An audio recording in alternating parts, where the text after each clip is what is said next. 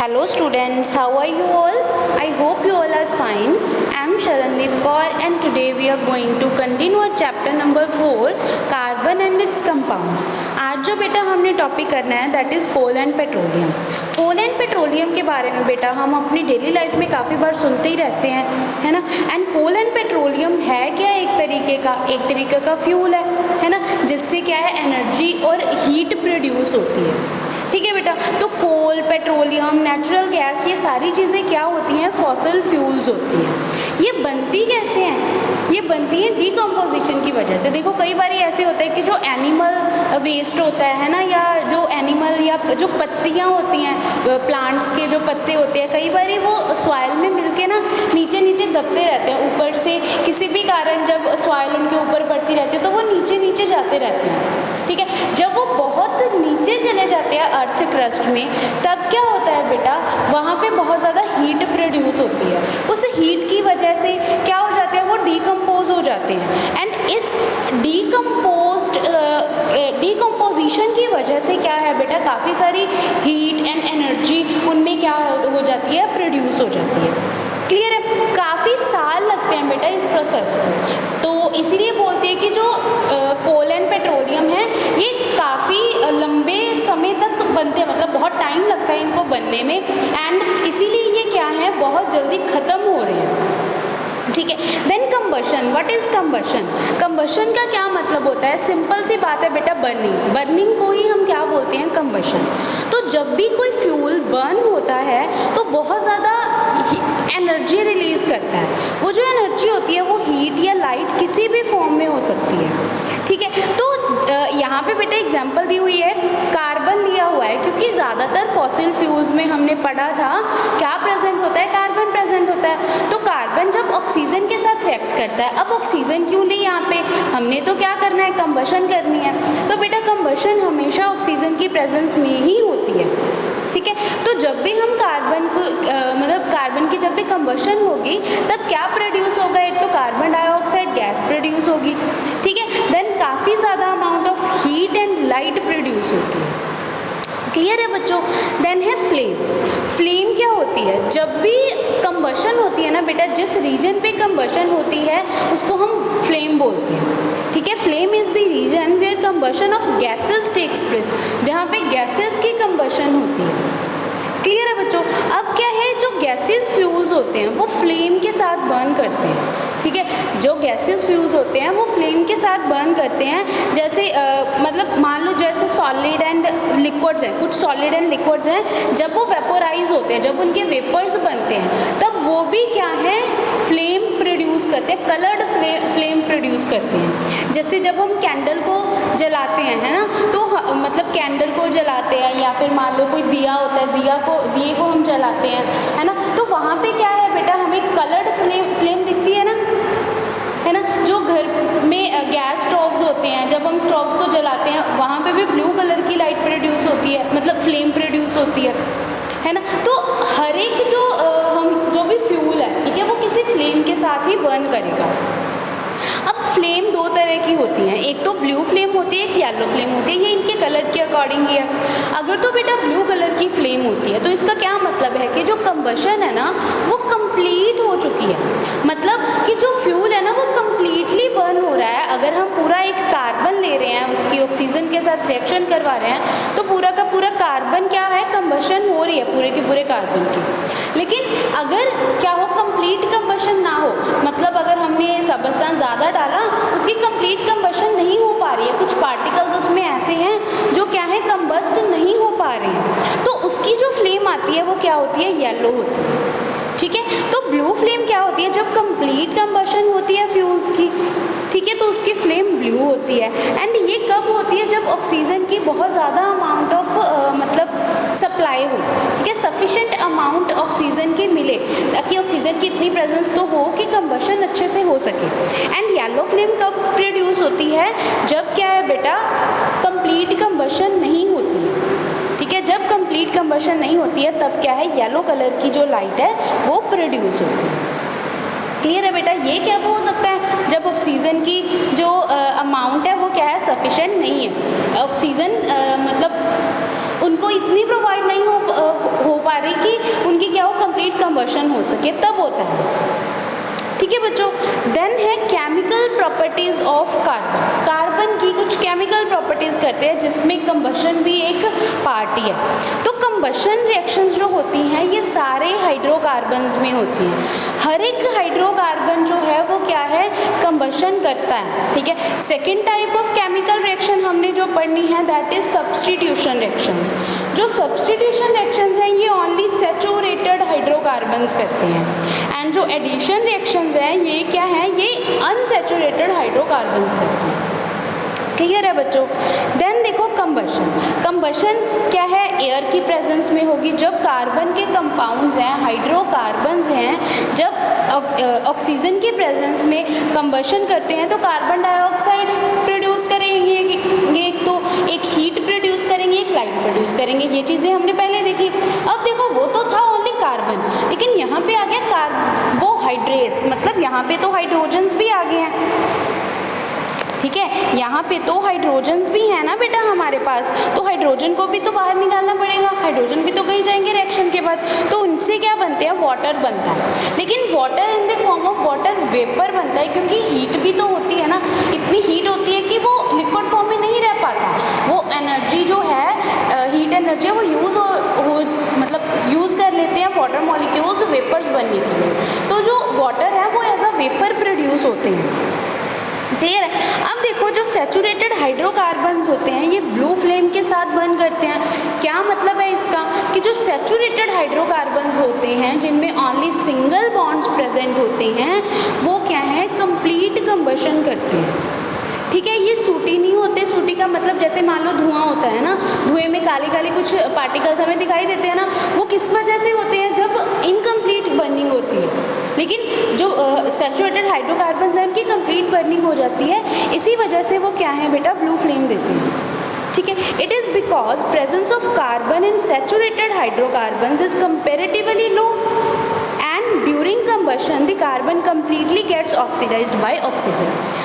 इसीलिए होता है बेटा ये चीज़, क्योंकि जो सैचुरेटेड हाइड्रोकार्बन्स होते हैं उसमें हाइड्रोजन बहुत ज़्यादा अमाउंट में प्रेजेंट है, एंड जो कार्बन है वो कम अमाउंट में प्रेजेंट होता है ना, एज़ कम्पेयर टू हाइड्रोजन। तो होता क्या है कि जो कार्बन है, कार्बन किस में कन्वर्ट हो रहा है, कार्बन डाइऑक्साइड में कन्वर्ट हो रहा है ना। इसका क्या मतलब है कि कार्बन की क्या हो रही है, ऑक्सीडेशन हो रही है। यहाँ पे क्या था, कार्बन के साथ हाइड्रोजन था, हाइड्रोजन की रिमूवल हो गई, दैट इज ऑक्सीडेशन। ऑक्सीजन की एडिशन हो गई, दैट इज ऑल्सो ऑक्सीडेशन। तो इसकी बहुत अच्छे से ऑक्सीडेशन हो पा रही है कम अमाउंट ऑफ ऑक्सीजन से ही।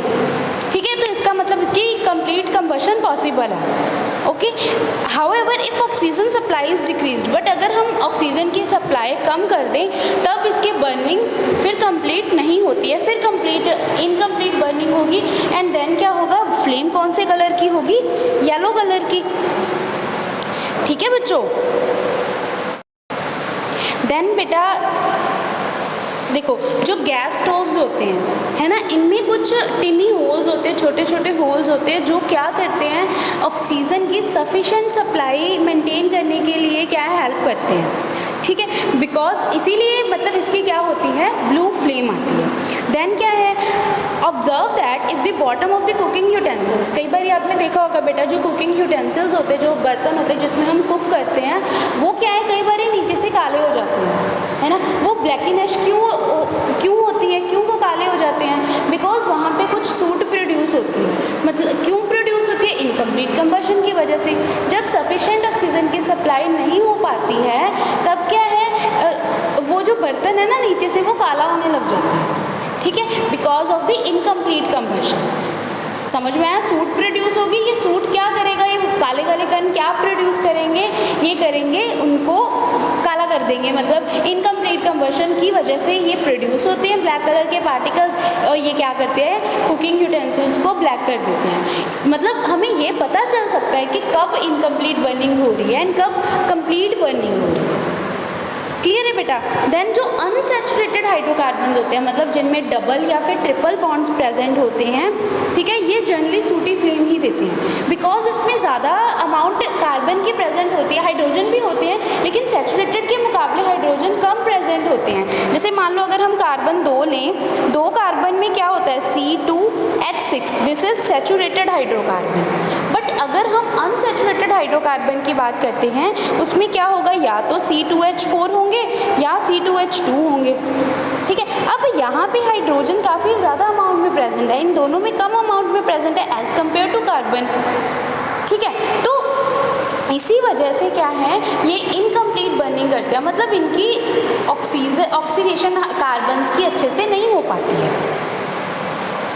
ठीक है बच्चों, तो इसीलिए ये क्या है, ज़्यादातर येलो फ्लेम देते हैं। बट अगर हम इनको बहुत ज़्यादा ऑक्सीजन प्रोवाइड करवा दें तब कभी कभी ये भी ब्लू फ्लेम दे देते हैं, लेकिन जनरली येलो फ्लेम शो करते हैं। ठीक है, अगर ज़्यादा अमाउंट ऑफ हम ऑक्सीजन दे देंगे फिर तो ये मतलब ऐसा नहीं है कि कभी ये ब्लू फ्लेम दे ही नहीं सकते, ब्लू फ्लेम दे सकते हैं, लेकिन कब देंगे, जब इनको काफ़ी ज़्यादा अमाउंट ऑफ ऑक्सीजन मिल जाएगी।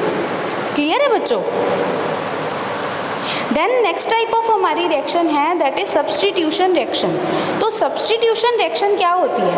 सब्सटीट्यूट का क्या मतलब होता है बेटा?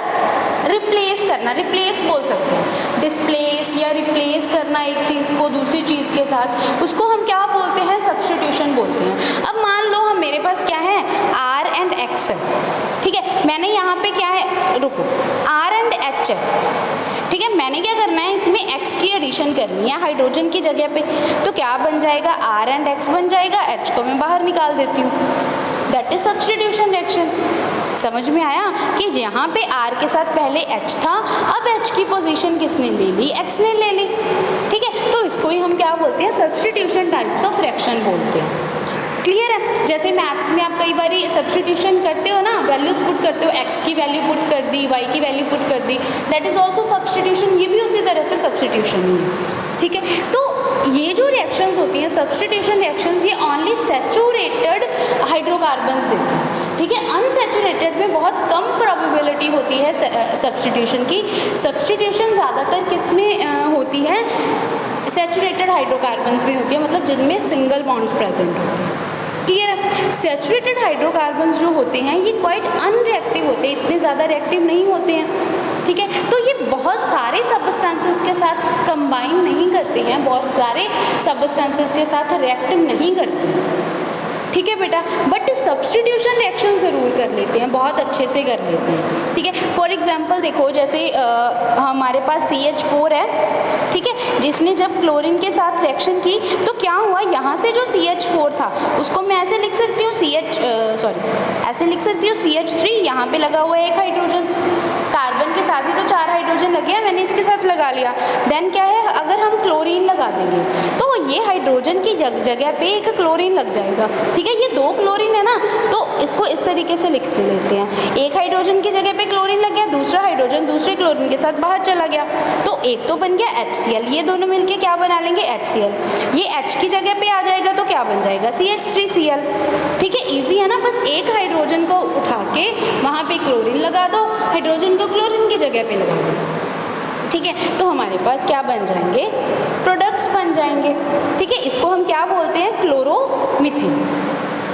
ठीक है बच्चों, then if we supply more chlorine, अगर हम ज़्यादा क्लोरीन सप्लाई करवा दें तो कई बार ऐसा होता है कि 2 हाइड्रोजन्स भी रिप्लेस हो जाते हैं 2 क्लोरीन की जगह पे। अगर हम और ज़्यादा सप्लाई करवा देंगे तो सारे के सारे हाइड्रोजन्स भी रिमूव होने की टेंडेंसी रहती है। ऐसा प्रोडक्ट भी बन सकता है, ऐसे भी हो सकता है जब 2 हाइड्रोजन की रिप्लेसमेंट होगी, जब 3 की होगी तो CHCl3 बनेगा, इसको क्लोरोफॉर्म भी बोलते हैं। जब चारों की रिप्लेसमेंट हो जाएगी क्लोरीन से, चारों हाइड्रोजन की, तब क्या बन जाएगा, CCl4। ठीक है बच्चों, नेक्स्ट देखो एडिशन रिएक्शंस। एडिशन रिएक्शंस क्या होती हैं, देखो सब्स्टिट्यूशन में हमने सब्स्टिट्यूट किया, एडिशन में हम ऐड करेंगे। यहाँ पे कोई चीज़ किसी जगह पे भी नहीं लगेगी, बस एक नई चीज़ आके ऐड हो जाएगी। एंड ये ज़्यादातर अनसैचुरेटेड हाइड्रोकार्बन्स में होती है जिसमें डबल या फिर ट्रिपल बॉन्ड होता है। ठीक है, अब पहले रिएक्शन देखते हैं। देखो मान लो हमारे पास क्या है, CH2 डबल बॉन्ड CH2 है। ठीक है, हमने यहाँ पे हाइड्रोजन की एडिशन करवाना है। एडिशन का मतलब किसी जगह पे, किसी की जगह पे नहीं पुट करना, खुद लगाना है। तो क्या करेंगे, ये वाला बॉन्ड हमने ब्रेक किया, ये वाला बॉन्ड ब्रेक हुआ, एक हाइड्रोजन यहाँ पे लग जाएगा, एक हाइड्रोजन यहाँ पे लग जाएगा। ठीक है, यहाँ पे एक हाइड्रोजन लग गया, यहाँ पे एक हाइड्रोजन लग गया, क्या बन जाएगा हमारे पास, इसको इरेज कर देते हैं, है ना। तो क्या बन जाएगा CH3 ये बॉन्ड बना हुआ है, मतलब इससे हमें क्या मिल गया, सैचुरेटेड हाइड्रोकार्बन। ठीक है, अनसैचुरेटेड हाइड्रोकार्बन की हम एडिशन रिएक्शंस करवा सकते हैं। ये तो बेटा एक टाइप है एडिशन रिएक्शन की, बहुत सारी तरह की एडिशन रिएक्शंस हो सकती हैं। इसमें हमने क्या किया, अनसैचुरेटेड हाइड्रोकार्बन को सैचुरेटेड हाइड्रोकार्बन में कन्वर्ट कर दिया। ठीक है बच्चों, देन क्या है, जो एडिशन रिएक्शंस होती हैं, ठीक है, ओनली अनसैचुरेटेड हाइड्रोकार्बन्स पे होती हैं, समझ में आया। एंड इसके लिए कई बार किसी कैटालिस्ट की ज़रूरत भी पड़ती है। कैटालिस्ट का काम क्या होता है बेटा, किसी भी रिएक्शन को फास्ट कर देना, इसकी रिएक्शन फास्ट हो जाए, ठीक है, CH2 इन दोनों की रिएक्शन क्या है, आपस में फास्ट हो जाए, इसीलिए कैटालिस्ट का यूज़ किया। ठीक है, अगर कैटालिस्ट का नहीं यूज़ करेंगे तब भी एडिशन हो जाएगी, बस अगर कैटालिस्ट हो तो जल्दी हो जाती है। समझ में आया बेटा। तो इस रिएक्शन को जब हम अनसैचुरेटेड हाइड्रोकार्बन्स में हाइड्रोजन की एडिशन करते हैं, उन रिएक्शन को हाइड्रोजीनेशन बोला जाता है। ठीक है, हाइड्रोजीनेशन का क्या मतलब, हाइड्रोजन मतलब हाइड्रोजन, जीनेशन का मतलब होता है एडिशन। ठीक है, तो हाइड्रोजीनेशन मतलब हाइड्रोजन की एडिशन, क्लियर है। Then hydrogenation of oil, oil की हाइड्रोजिनेशन अगर हम करें तो क्या होगा, जो वेजिटेबल ऑयल्स होते हैं ये क्या होते हैं, अनसैचुरेटेड कंपाउंड्स होते हैं। ठीक है, अनसैचुरेटेड है, जैसे हमने पहले वाले पढ़े हैं, पिछली रिएक्शन की थी एडिशन रिएक्शन, तो इसमें एडिशन होगी हाइड्रोजन की, हाइड्रोजिनेशन होगी। ये क्या है, वेजिटेबल ऑयल है। जब इसकी हम हाइड्रोजन के साथ रिएक्शन करवाते हैं in the presence of nickel catalyst, तो क्या बनता है, हमारे पास एक सैचुरेटेड हाइड्रोकार्बन बनता है। ठीक है, ये जो सैचुरेटेड हाइड्रोकार्बन होता है ये अब क्या बन चुका है, वनस्पति घी। वेजिटेबल ऑयल को किस में कन्वर्ट कर दिया, वनस्पति घी में कन्वर्ट कर दिया। ठीक है बेटा, जो हमारा ऑयल होता है ये इसमें क्या होते हैं, डबल बॉन्ड्स होते हैं, यानी ये लिक्विड फॉर्म में प्रेजेंट होता है। बट जो वनस्पति घी है ये क्या है, सॉलिड फॉर्म में प्रेजेंट होता है एंड क्या है, सैचुरेटेड। क्लियर है बेटा। अब जो वेजिटेबल ऑयल्स होते हैं ना, इनमें अनसैचुरेटेड फैटी एसिड्स प्रेजेंट होते हैं। ये जो R ग्रुप है ना बेटा, ये कुछ भी हो सकता है, कोई भी चीज़ प्रेजेंट हो सकती है यहाँ पे। ठीक है, हमें नहीं पता क्या है, बहुत लंबी लंबी सारी चेन्स भी प्रेजेंट हो सकती है कार्बन की। ठीक है, कोई एक आधा मान लो एक क्लोरीन है या इसकी जगह पे हाइड्रोजन है, वो भी हो सकता है। ठीक है, वैसे ज़्यादातर हम R ग्रुप लगाते हैं, एल्काइल के लिए लगाते हैं। ठीक है, एल्काइल के लिए लगाया जाता है, तो कोई भी एल्काइल सब्स्टिट्यूशन यहाँ पे हो सकती है। तो क्या है कि ये जो R ग्रुप्स हैं, ठीक है, इनमें क्या प्रेजेंट होते हैं, काफ़ी सारे फैटी एसिड्स प्रेजेंट होते हैं। मतलब वेजिटेबल ऑयल्स को अनसैचुरेटेड फैटी एसिड्स भी बोला जाता है। आपको MCQ में पूछ सकते हैं कि वेजिटेबल ऑयल्स क्या होते हैं, नीचे 3-4 ऑप्शन दी होंगी, इसमें से एक ऑप्शन ये भी होगी कि अनसैचुरेटेड फैटी एसिड्स। ठीक है, या फिर बोल देंगे कि अनसैचुरेटेड फैटी एसिड्स किसको बोला जाता है, वेजिटेबल ऑयल, वनस्पति घी, 2 एग्जाम्पल्स और दी होंगी, है ना। तो इनमें से आपको क्या चूज़ करना है, फिर वेजिटेबल ऑयल। ठीक है, ये हमारी हेल्थ के लिए अच्छे होते हैं, मतलब ज़्यादा हार्मफुल नहीं होते हैं। बट जब ये वनस्पति घी में कन्वर्ट हो जाते हैं ना बेटा, तब ये सैचुरेटेड हो जाते हैं। जो सैचुरेटेड फैटी एसिड्स होते हैं, ठीक है, अब रहेंगे तो ये फैटी एसिड ही ना, लेकिन अब क्या हो गए, सैचुरेटेड हो गए, पहले अनसैचुरेटेड थे। ये अब हमारी हेल्थ के लिए गुड नहीं है। मतलब वनस्पति घी जो है that is not good for our health. ठीक है, जो एनिमल फैट्स होती हैं कंटेनिंग सैचुरेटेड फैटी एसिड, जैसे बटर घी etcetera, are also not good for our health if consumed in large quantities. जो एनिमल फैट्स होती हैं जैसे बटर घी वगैरह हैं, ठीक है, ये सैचुरेटेड फैटी एसिड्स होते हैं। ये इतने ज़्यादा हार्मफुल नहीं होते हैं जितने अगर हम अनसैचुरेटेड से बनाएंगे। ठीक है, लेकिन फिर भी क्या है, अगर इनकी कंजप्शन लार्ज अमाउंट में की जाए तब ये हमारी बॉडी के लिए हार्मफुल है, बिकॉज हमारी बॉडी में फैट प्रोड्यूस करने लग जाती है। ठीक है बच्चों, देन है नेक्स्ट हमारा टॉपिक इथेनॉल। इथेनॉल क्या होता है, ओल। ओल का क्या मतलब है बेटा, ओल इज़ फॉर एल्कोहल, ओल इज़ यूज फॉर एल्कोहल। ठीक है, एंड इथेनॉल क्या होगा, इथ हम किसके लिए यूज़ करते हैं, जब 2 कार्बन्स हों, तो क्या है ये इथेनॉल क्या होता है बेटा, जब एल्कोहल है, एल्कोहल का ग्रुप कौन सा होता है, OH ग्रुप। ठीक है। OH ग्रुप होता है अल्कोहल का फंक्शनल ग्रुप, एंड 2 कार्बन्स लगी हैं, C2 लगा है, तो इसका फॉर्मूला होता है C2H5OH। अगर आपको नहीं भी आता बेटा कैसे फॉर्मूला बनाना है, सिंपल सी बात है, इत के लिए 2 कार्बन यूज़ करते हैं, 2 कार्बन्स लगा लिए। ओल है मतलब अल्कोहल है, OH लगाना है, OH लगा दिया। बाकी सारे कार्बन्स की वैलेंसीज पूरी कर दो, 4-4 बॉन्ड बनाते हैं। इसने एक ही बॉन्ड बना रखा है तो 3 बॉन्ड किसके साथ बनाएगा, ये हाइड्रोजन के साथ। इसने 2 बॉन्ड बना रखे हैं तो 2 और बॉन्ड किसके साथ बनाएगा, ये हाइड्रोजन के साथ। तो क्या बन गया हमारे पास, इथेनॉल। ठीक है, इसको इथाइल अल्कोहल भी बोला जाता है। इथाइल अल्कोहल इसका कॉमन नेम है एंड इथेनॉल इसका IUPAC नेम है। देन मतलब काफ़ी ज़्यादा जो यूज्ड अल्कोहल है वो इथेनॉल ही होता है। लैब्स में भी इथेनॉल का ज़्यादा यूज़ होता है एंड ड्रिंकिंग पर्पसेस के लिए भी इथेनॉल का ही यूज़ किया जाता है। अब फिजिकल प्रॉपर्टीज़ क्या होती हैं इथेनॉल की। इथेनॉल जो है वो कलरलेस लिक्विड होता है एंड इसकी प्लीजेंट स्मेल होती है, बहुत अच्छी सी स्मेल होती है, बट टेस्ट इसका बर्निंग होता है। ठीक है, ये वॉलेटाइल लिक्विड होते हैं। वॉलेटाइल का मतलब होता है जिसके वेपर्स बन जाते हैं इजीली। ठीक है, वॉलेटाइल लिक्विड्स होते हैं, वेपर्स बन जाते हैं। इसका जो बॉइलिंग पॉइंट है वो 78 डिग्री सेल्सियस होता है। मतलब क्या है कि इनका जो बॉइलिंग पॉइंट है वो वाटर से भी कम होता है। ठीक है, it is lighter than water and hence combines with it in any ratio. ये क्या है, वाटर से हल्के होते हैं एंड वाटर के साथ किसी भी रेशियो में कंबाइन हो सकते हैं। The solubility of ethanol in water, solubility किस वजह से होती है, OH ग्रुप की वजह से होती है। देखो वाटर में भी OH ग्रुप प्रेजेंट होता है ना, H2O, वाटर में भी OH ग्रुप प्रेजेंट होता है, इथेनॉल भी OH ग्रुप प्रेजेंट होता है। तो दोनों की सिमिलैरिटी की वजह से ये क्या होते हैं, एक दूसरे में सॉल्यूबल होते हैं। ठीक है, अब बेटा एक और आपका MCQ क्वेश्चन बनता है यहाँ से, ये पूछ सकते हैं कि रेक्टिफाइड स्पिरिट क्या होता है। What is rectified spirit. ठीक है, जब 95% अल्कोहल हो एंड 5% वाटर हो।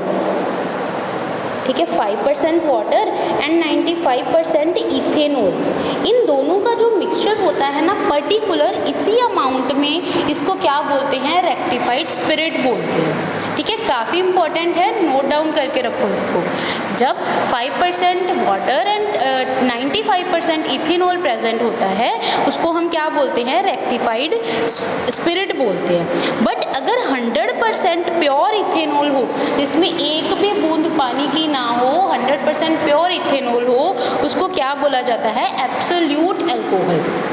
समझ में आया। तो ये 2 बहुत इंपॉर्टेंट क्वेश्चंस बनते हैं। ठीक है, बहुत चांसेस है इसके पूछने के। Then it is a covalent compound and it does not contain any hydrogen ions, so it is a neutral compound. ये क्या है बेटा, न्यूट्रल कंपाउंड होता है, मतलब ना ही ये एसिडिक है ना ही ये बेसिक है। ये क्वेश्चन भी पूछ सकते हैं कि अल्कोहल क्या है, एसिडिक होता है या बेसिक होता है। ठीक है, ये न्यूट्रल कंपाउंड होता है, ना एसिडिक ना बेसिक। मतलब देखो वैसे तो इसमें देखो H भी है, H पॉजिटिव दे सकता है, ऐसे H पॉजिटिव दे सकता है। अगर H पॉजिटिव दे जाएगा तो एसिडिक बन जाएगा। ये OH नेगेटिव भी तो दे सकता है, OH भी तो प्रेजेंट है, लेकिन ना ही ये H पॉजिटिव देता है ना ही OH देता है। ये क्या होता है, न्यूट्रल होता है। ठीक है बेटा, एंड अगर न्यूट्रल है तो लिटमस पेपर पे कोई भी अपना काम नहीं करेगा, ना रेड को ब्लू करेगा ना ब्लू को रेड करेगा। ठीक है, न्यूट्रल होगा हमेशा। देन बेटा इनकी केमिकल प्रॉपर्टीज़ हैं। केमिकल प्रॉपर्टीज़ मतलब कि रिएक्ट किस तरीके से करते हैं, किस किस के साथ रिएक्ट करते हैं, कैसे रिएक्ट करते हैं, जिसको हम नेक्स्ट लेक्चर में डिस्कस करेंगे। ओके बेटा, so thank you and have a nice day.